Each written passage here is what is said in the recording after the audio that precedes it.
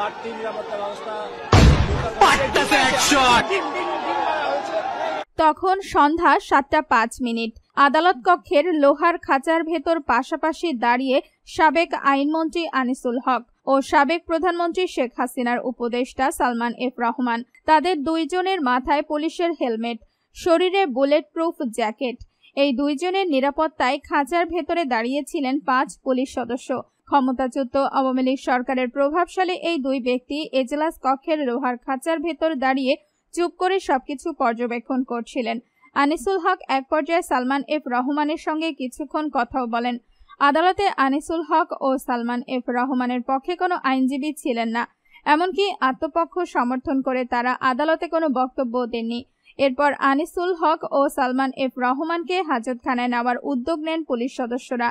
Police সদস্যরা যখন আনিসুল হককে আদালতের সামনে দিয়ে হাজতখানায় নিয়ে যাচ্ছিলেন, তখন একদল লোক আনিসুল হককে লক্ষ্য করে ডিম ও জুতা নিক্ষেপ করতে থাকেন। কয়েকটা ডিম আনিসুল হকের হেলমেটেও লাগে।